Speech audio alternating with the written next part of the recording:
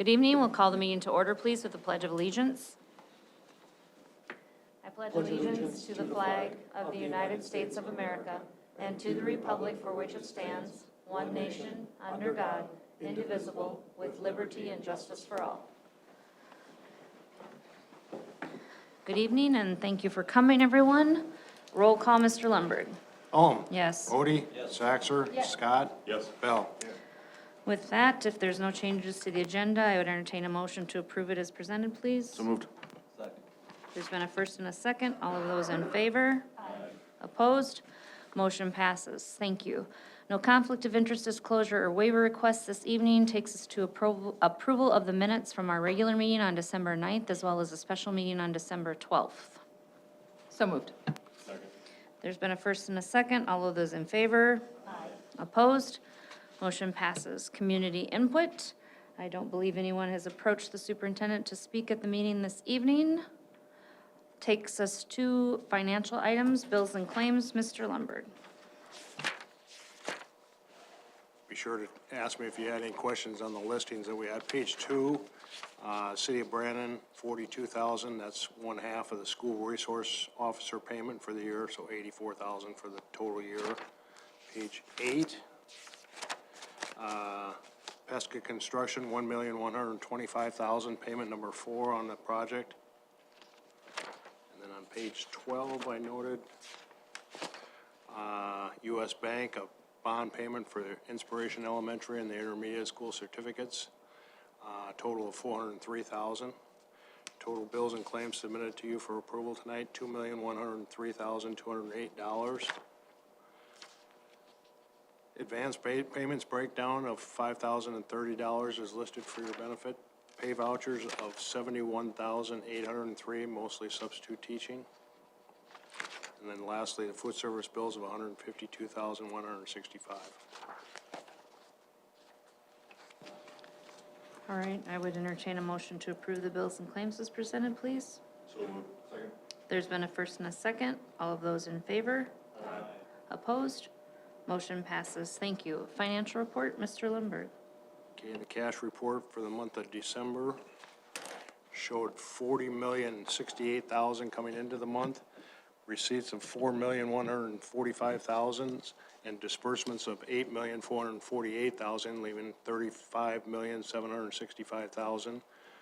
Just under $9 million in the general fund, $2,676,000 in the capital outlay fund, $1.1 million in the special ed fund, $30,000 in the bond redemption fund, $18,000 in the enterprise fund, and just under $23 million in our project fund. $4,145,000 is itemized on the next 2 pages for you. For your review, the investment report shows $32,470,000 invested at South Dakota Fit and First National Bank. Payroll for the month of December totaled $3,007,000, just a little higher than a typical payroll of $2.9 million. As reason being, there was a 5-week pay period for classified staff this past month. And then the financial reports, first 2 pages of the revenues were 50% through the fiscal year. You can see on all the funds, pretty much the revenues are at about 45%, which is typical halfway through the year. Second half of the tax draw is always higher than the first half of the tax draw in Brandon Valley School District because of our growth. No concerns right now about the revenue items. Expenditures, first page is the general fund, 49.23% of budget, 12/31/24. That would be 0.75% under budget currently. I predict anywhere from 0.5 to 0.75% under budget for the year. Special education fund shows 45.58% expended. As I've told you before, those are, special education has a very weird way of billing things, very slow method of billing things, so I don't want to get too confident here, but I am running under on the co-op and the out-of-district placements at other educational institutions, so those are running good for the year right now. I probably just jinxed myself, but Food Service Department shows a net loss of $204,000 through December. Trust and Agency shows $249,810 of amounts held for others. And then the capital projects financial statement, Berkman Valley Elementary is the last statement for you. As you can tell by this expediency of my report, I am a Vikings fan. Any questions on the financial report tonight? With that, I would entertain a motion to approve the financial report as presented, please. So moved. Second. There's been a first and a second. All of those in favor? Opposed? Motion passes. Thank you. Thank you, Mr. Lundberg. Thank you. That takes us to our general business section, administration reports, Administrative Center, Superintendent Larson. Thank you, Madam Chair. Just a few items to update the board on here this evening. Berkman Valley Elementary School, progress continues. Naturally, you guys are aware that Pesca Construction is the contractor taking care of that. The gymnasium precast is all up except one panel. And then in addition to that, the gymnasium decking, roof joists, roof decking are on. And then we began to set the precast panels for the transportation department here just last week on Thursday. I believe there's 14 to 20 panels already up on the transportation department. So progress continues. Or completion is scheduled for June 26th, open for the fall of 2026. You'll hear from us here on the academic calendar here this evening, presentation only, and then we'll look to bring that back for potential adoption here at our second meeting in January. Middle school classroom edition, the design team planning is in progress. We're really trying to put our final touches on that. We would anticipate bidding that respective project hopefully early in February. And then construction will begin here this spring. We'll continue all through the 25-26 school year, and then that addition will be open again for the fall of 26 as well. Legislative session opens tomorrow. The last day of regular session is March 13th, and then March 31st is held for vetoes. So we'll be working with our respective legislators through that respective process, and then everyone is acutely aware that plays a pivotal role in negotiations with staff as we enter the spring. So look forward to getting through that process and moving forward.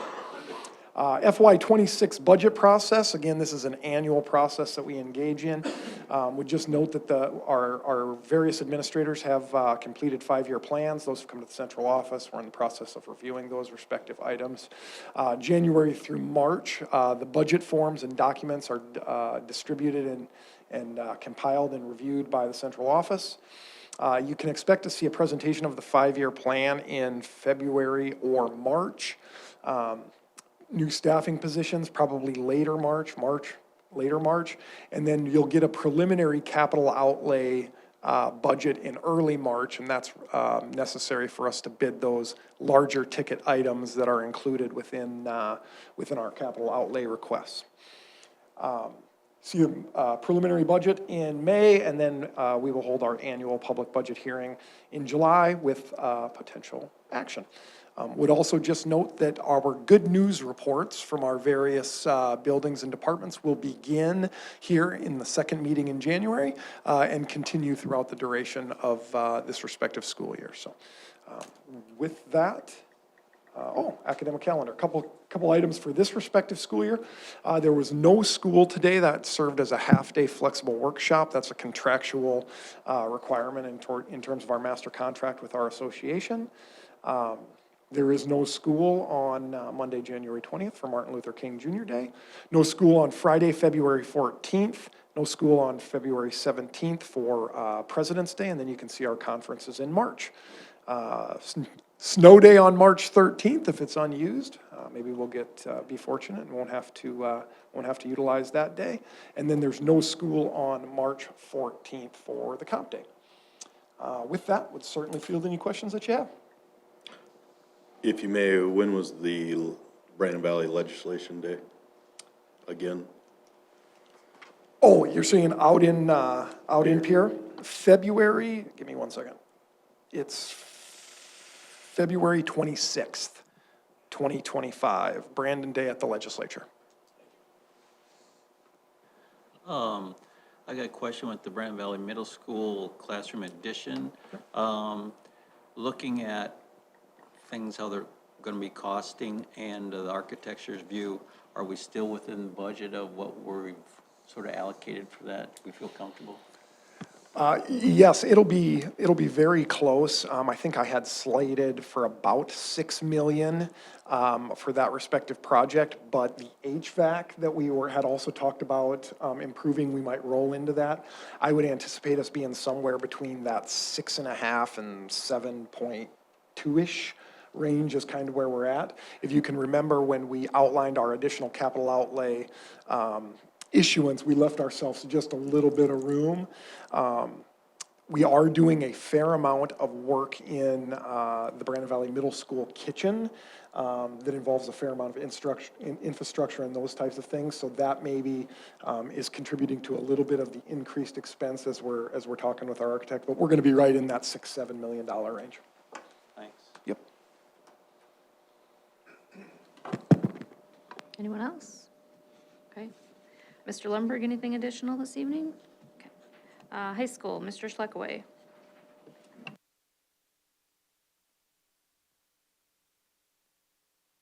All right, I'll be brief. We're halfway through. So we spent today reviewing first semester grades, which were phenomenal, and then getting ready for second semester. But the halfway through can be kind of trying on people. If you have a senior student, you're like, oh, we're halfway through the senior year already. How was that? I also sent out an email today to the 8th grade parents for class of 2029 orientation, which will be next month. So lots of people out there like, oof, we got to think about next year already. But we're going to honor our first set of graduates on Wednesday night at 7 p.m. in the Performing Arts Center. So board members, just let me know if you're not going to be there. And then we just get there a couple minutes before the ceremony. You guys will start backstage, and then we'll take you out to your seat there. And then we'll probably have 1 or 2 board members help present the diplomas. But 10 graduates, yep, and then 9 of them will be in the ceremony. Those of you who have been there, about a half hour. One of my favorite ceremonies of the year. It's a little more intimate than the big graduation, but certainly a lot to celebrate here from students that maybe took an extra semester to graduate to others that are graduating early to start their next phase of their life. 7 p.m. tomorrow night, the Variety Show. So we welcome you there. You can get tickets at the door. That is a fundraiser for our Fine Arts Department. Historically, that was in the spring a few years ago. I think we moved that up a little bit. We like that. Thank goodness I am not in it this year. There isn't a board member that seeked me to be in that, so I'm very thankful of that. But coming out and supporting our fine arts, that's kind of a fun night. We don't always know the talents our students have. And I don't always know, so I always enjoy that evening to kind of see, wow, I didn't realize that. Other than that, we're going to get rolling tomorrow with new semester, new classes for a lot of kids. Any questions? Thank you. Thank you. Mrs. Moore, anything? Okay, Mr. Paula, Dr. Nelson or Ms. Hoff? All right, Mr. Skipstead. Just one thing tonight that I found out at about 4:30 today. A couple years ago, Becky Van Roekel was nominated as one of the finalists for the Presidential Award for Excellence of Mathematics and Science in the area of teaching.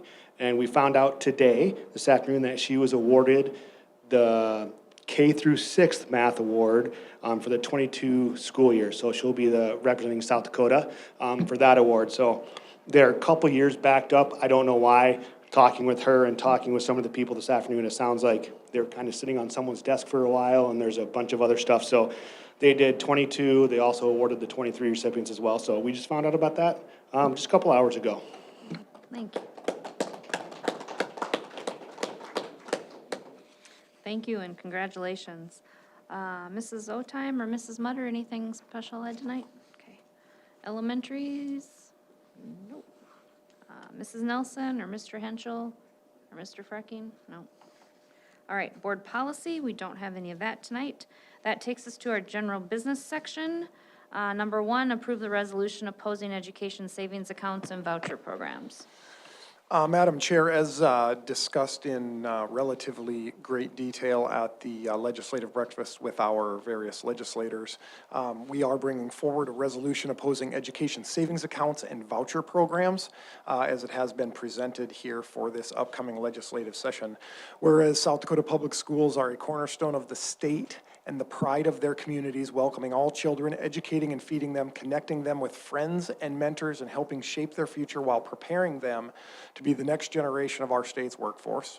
Whereas the proposed education savings accounts for the 2025 legislative session is simply a different title for a school voucher program. Whereas research indicates school voucher programs consistently fail to improve academic outcomes. Whereas the proposed program will be implemented by using millions in public taxpayer dollars to fund non-public schools that may pick and choose who they admit while also charging tuition and raising millions of dollars in scholarship funds, or to fund homeschool programs with no transparency or accountability measures to prove success similar to those required of public schools. Whereas the state budget, which provides the funding increase for public education, faces constraints due to stagnant revenue collections, and as a result, the proposed increase in state aid for public schools is less than the level of inflation. Whereas with lower than expected revenue collections creating a lean state budget, the introduction of a new ongoing funding system for a school voucher program will eventually lead to an unbalanced state budget or a decrease in funding for public education. Whereas the school voucher program will not stop at the initial amount, as the intention to grow school voucher funding has already been stated even before it has been adopted, whereas the school voucher program's planned and inevitable growth will be damaging to the future of our public school system, students, and communities, whereas we, as school board members, insist our legislators oppose the proposed school voucher program because of the foreseeable detrimental impact it will have on South Dakota's public school system at the expense of our students. Now, therefore, it be resolved, we, the Brandon Valley School Board, oppose the proposed school voucher program for the 2025 legislative session. Madam Chair, would recommend adoption. Thank you. Is there a motion? So move to adopt. There's been a first and a second. All of those in favor? Opposed? Motion passes. Thank you. Next, 2025-26 proposed academic calendar. This is a presentation, no action. Thank you, Madam Chair. Just want to run through the proposed academic calendar here for the 25-26 school year. Key points of emphasis that I would note, consistent and corresponding to the absolute extent necessary. So I'd ask you to take a look at August 2025, and you can see we begin with our new staff in service on August 12th, and then we hold staff in service and workshop on the 14th, 18th, and 19th, respectively, as outlined there for your review. And then school begins on Wednesday, August 20th, 2025. In September, there is no school on Monday, September 1st, that is Labor Day. In October, we will hold our fall parent-teacher conferences on the 6th and the 7th. Those are regular school days, and then we have no school on Friday, October 10th, as that serves as the comp day. In conjunction with that, there is no school on October 13th for students, as that serves as an in-service day. Coincides with Native American Day. In November, there is no school on Tuesday, November 11th for Veterans Day. That is a paid holiday for our classified staff as outlined within that respective handbook. Thanksgiving break, we continue with the taking of Wednesday of Thanksgiving off. So there's no school the 26th, 27th, or 28th in November for Thanksgiving break. Looking at December, we have a 2-hour early dismissal on Tuesday, December 23rd. And then there is no school from December 24th. There's no school on Monday, January 19th for Martin Luther King Jr. Day. In February, we continue with our consistent and corresponding approach to President's Day. That is no school on the Friday prior to President's Day, and then we take Monday, President's Day, off. In March of 2026, we have our Spring Parent-Teacher Conference scheduled, outlined for you there on the 9th and the 10th. The snow day, as has been past practice, would be that Thursday, and then the comp day is scheduled for that respective Friday, March 13th. April, Easter is very, very early, so our spring break, which coincides with Easter, there's a 2-hour early dismissal on Thursday, April 2nd, and then there is no school on Friday, April 3rd, or Monday, April 6th.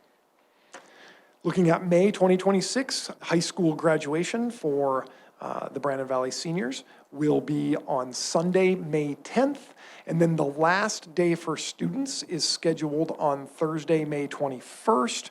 That is an early dismissal, and then that Friday, May 22nd, serves as half-day workshop for our respective staff. So when I think about consistent corresponding and communicating that to our respective folks, when we look at our past calendars, I guess I would just note that there is no school on the Wednesday of Thanksgiving break. That has been something that we've received positive feedback on, so that continues as it has in past years. 2-hour early dismissal prior to winter and spring break. In-service scheduled for staff and no school for students on Native American Day or October 13th. There's no school on the Friday of President's Day weekend, as I previously discussed. And then our respective, we have one snow day built in.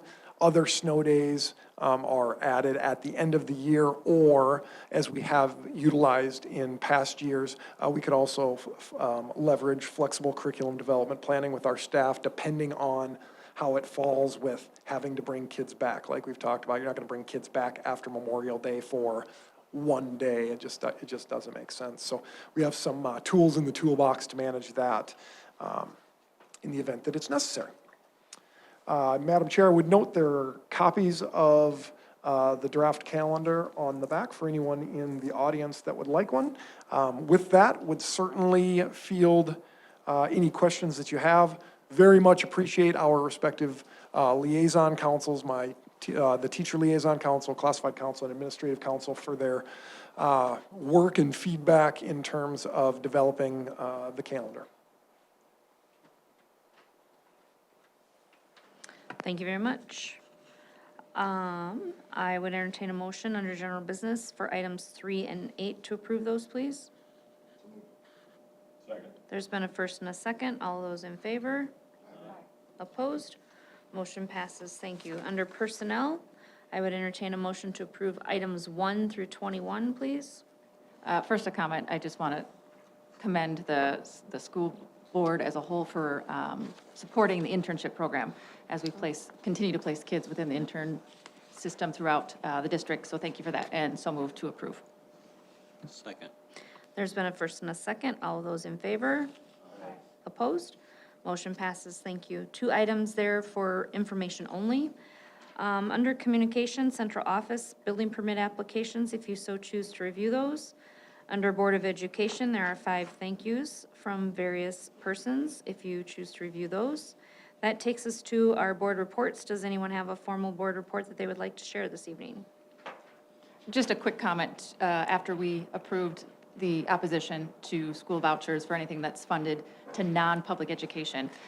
Just to give everyone a heads up as we start the legislative session, really will count on everybody's voice and connections to our legislators. The fear is not only that they're going to bring any kind of funding bill outside of non-public education, but it'll also draw focus to that off of what we really want to keep our focus on, and that is budgeting just to public education as a whole. So the more that we can make our voice heard for vouchers to make sure that issue is done quickly, we can get back to what we really want to make sure we put our sole focus on. So stay tuned. Had a child nutrition wellness meeting. Today, there will be some wellness challenge coming out for staff. Encourage people to get involved in that, and some had requested to not necessarily be part of a team, but use that as just a you know, to keep themselves accountable, so that there is that option too. So I'd encourage all staff to look into that. As far as alternative education, we've had our meetings, things are going well at Teach Well. Things seem to be just kind of buzzing along. Any other board reports at all? All right, with that, that looks like that takes us to the end of our scheduled agenda. I would entertain a motion to adjourn, please. So moved. There's been a first and a second. All of those in favor? Opposed? Motion passes. Thank you, and don't forget to wear your jackets. It's cold.